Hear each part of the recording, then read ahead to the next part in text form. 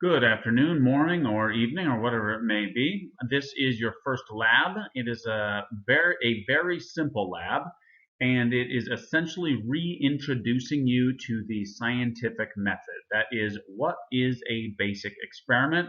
I've chosen to use composting as an example because most of us are familiar with what composting is. If you're not familiar with it, what it is basically all of that food waste that comes out of your kitchen. If you put it in a pile and wait, it will decompose. It'll get broken down by fungi and bacteria and also other things like insects. And that process is called composting. And there are certain things that you can do to make it go faster. So first, what to turn in. Basically, these are the things you are going to get graded on. Number one, your complete data table. I'm going to give you an example of one in a moment. Number two, those are review questions, and they are at the end of this PowerPoint presentation. So you'll need to look at this, and I'll make it available on Blackboard. Next, how to turn it in. How to turn it in. I'm giving you two options here. So number one is take a picture of your work and upload the picture to Blackboard. That is the not as ideal option, but I'm going to let you try to do that if you really want to. Or type your work on a Word document and turn it in on Blackboard. If you can, if you know how, convert the document to a PDF before submitting. If you have a document open in Word, you can go to Save As, and there should be an option there if you have a later version of Microsoft Office, and you can click Save As a PDF. If you just look around a little bit, you'll be able to figure that out. Directions. So go to the following website, Composting Lab. And if you're not sure how to follow hyperlinks, this is called a hyperlink. In a PPT, there's a couple of ways. Number one, you can put the PPT in presentation mode. If you're a PC person, you can just press F7. If you're not, you can look for the icon down below. Alternatively, you can just right-click on this, and you'll be able to open it. So I've got my thing in pen mode here. Let's see here. Maybe I can give you an example. Can I give you an example? There we go. So it should be if I click that. Oh, it's not going to let me do it in this kind of mode. Anyway, if you click it, it'll bring you to the website. Alternatively, you may also copy paste the link below into your web browser. It's right here. So just copy paste that. Okay, so on that, when you put this into your browser, it's going to bring you to a website, and it may say something like Adobe Flash required to play this animation or whatever they call it, and you may need to install Adobe Flash. If you don't know how to do that, you can just type it into Yahoo or Google or whatever. Ecosia is the search engine I use, and you can just type in install or download and install Adobe Flash. I know that may be a little intimidating for some of you. And on that note, let me talk a little bit about technology. The web browser that I use is Firefox, and many of you might use Chrome or maybe Internet Explorer. For this website, Firefox definitely works, and I have Google Chrome and also Internet Explorer both installed on my computer, and this is a really good general troubleshooting solution. If a page will not do what you want it to do, sometimes opening it up in another browser will help. So Firefox is one, Google Chrome is another, and then of course Internet Explorer, which comes on all PCs. Safari for Apple, you can use that one as well. If you have problems, post them in the discussion board for the week. And also on that note, do try to do some troubleshooting before you go directly to asking questions on there, because it's a little difficult to answer your questions from afar. All right. What else was I going to say? I think that was it. Yeah. Okay, so introducing this lab specifically. The science. There are three variables that you're going to be able to manipulate.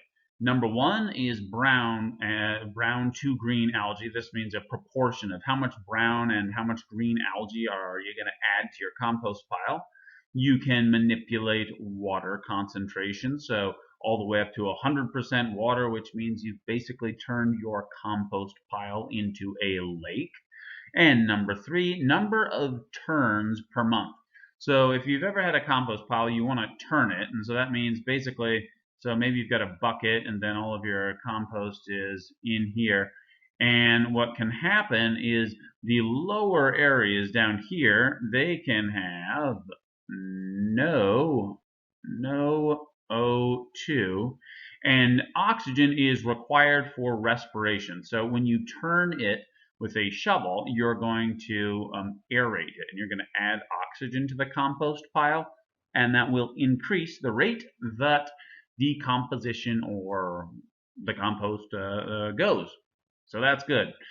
Next, you will choose one of these three variables. The other two become controlled variables. So how science works is there is only one independent variable in any one experiment. So for example, if you chose, I'm going to manipulate, let's say the simplest one, a water concentration. I'm going to manipulate water concentration in your experiment.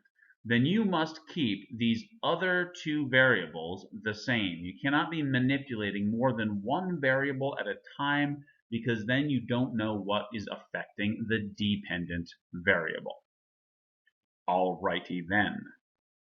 You open up the web address and it's going to bring you to a page that looks like this. It is not super complicated at all, but let me give you a tutorial. Over here there's a bar. You can grab it and you can pull it up, and you can pull it up and then you can pull it back down. You need to read all this from top all the way to the bottom. You can ignore this print. You're not going to print anything. This is a weird little data book. You don't need to do that either. This is a calculator. You don't need that.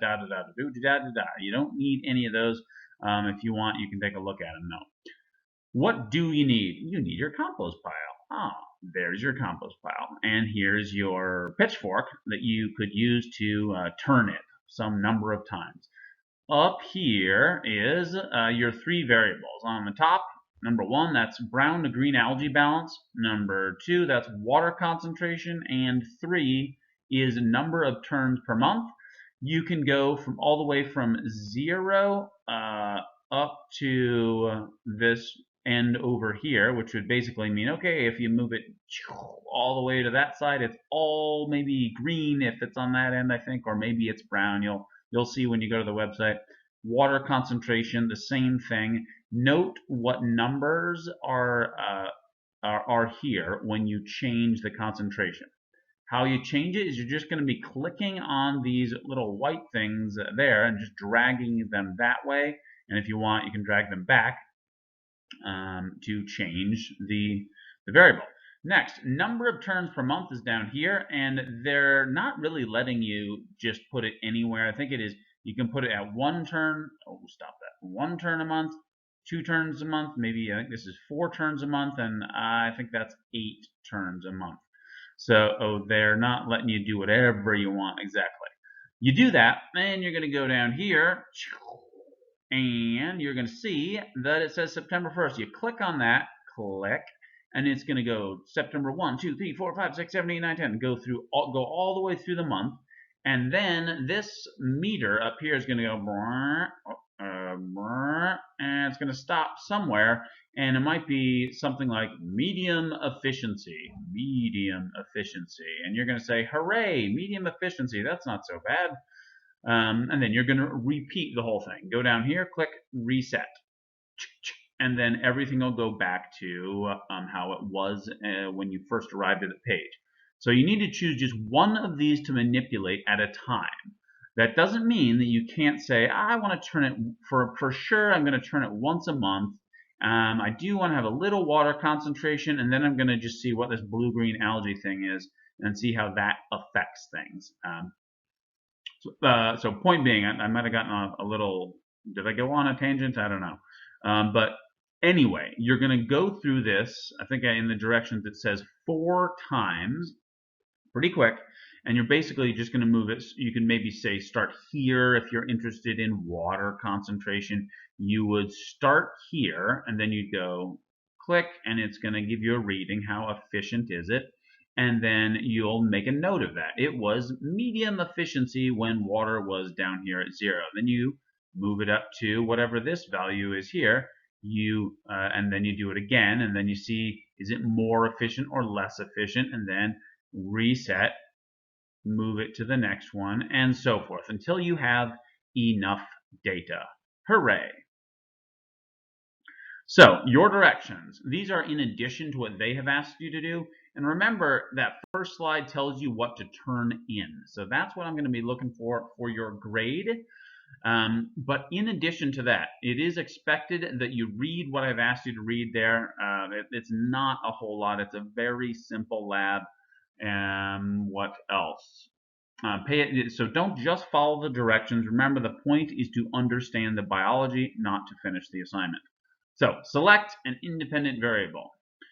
Here we go. Choose one of the 3 variables from the previous slide as your independent variable. You will test the effect of changing this one variable on composting efficiency. So what that means is our independent variable, or IV, is one of those things you're going to choose it. So maybe it is H2, oh, bad. H2O, oh, what are you doing? H2O concentration. And it's supposed to, we think, affect composting efficiency. The other variables will be controlled variables. Keep all the other variables constant. They are controlled variables, and you don't want them affecting the outcome. The idea is only the independent variable affects the outcome, or the dependent variable. All other variables are kept constant. Use your textbook if you need to read more about that.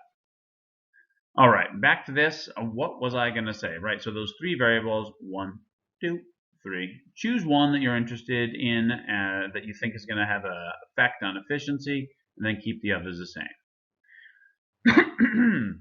Before I move on, general guidance on figuring out how these things work. Click on everything and see what happens. You can always reset it, and that goes for all of the online things we're going to do this quarter. When you first get there, no directions that I can really write are going to tell you 100% of everything. And if I wrote directions like that, then they'd be 20 pages, and you'd be not happy with that. So you got to do a little bit of exploring. When in doubt, click on things and read things. So there's some reading for you over here, and then there's some, often there are icons that you can click. When I first found this lab, I tried to click on the pitchfork because I wanted to pick it up and stir the compost. Well, that didn't work, but you never know. So just try things, click on stuff, you'll figure it out. All right, so this is how the data would look. Independent variable is going to be something that you have chosen. Again, I'll give an example of H2O concentration. Then you'd want to include the units here, percent. You'd write that at the top. You don't write percent here. You don't write it over and over because that is a waste of effort. It's a general rule in science. So this, that's bad. All right, and then so you're going to say independent variable at 0% water, composting efficiency is, I don't know, 5%. And then at 10% concentration, it's, I don't know, 13%. Oh, sorry, composting efficiency isn't a number, I forgot. They're just going with low, and then maybe medium here. I'm not sure what it would be, and so forth. Let me make a side note about this type of data. This is called qualitative data. And scientists, in looking at medicine, we talked about that in our lecture in chapter 1, will often they'll often use qualitative data. For example, they'll just ask the patient, on a scale of 1 to 10, do you feel, how much pain are you in? Now, you may say that 1 to 10, that is a number, but it is still a measure of quality that we've just turned it into a number. This over here, this kind of data would be called quantity, quality. So record your data table. Here's an example. Percent water, 0, 20 to 40, 40 to 60, 60 to 80, 80 to 100. And then the composting efficiency. I made this up, by the way. These are not true, or maybe they are. I got lucky. But composting efficiency is going to look something like this. Pretty exciting. Looks like somewhere there is the best concentration of water for this compost pile. So if this was my data, my conclusion would be that as water concentration increases to 60 and 80%, the composting efficiency appears to increase. But above 80%, the efficiency appears to decrease. Why have I said appears?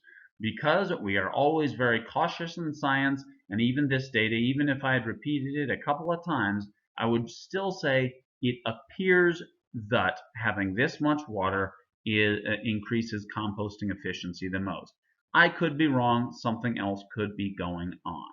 Hypotheses can never be proven true. They can only be more and more supported by the data. And that's why if this experiment was, say, really important for some reason, that it would need to be repeated, not just by another researcher, but by another best situation would be it'd be repeated by somebody I don't know in another university who is not connected to me in any way. That avoids bias, and bias is bad. So it's got to be repeated.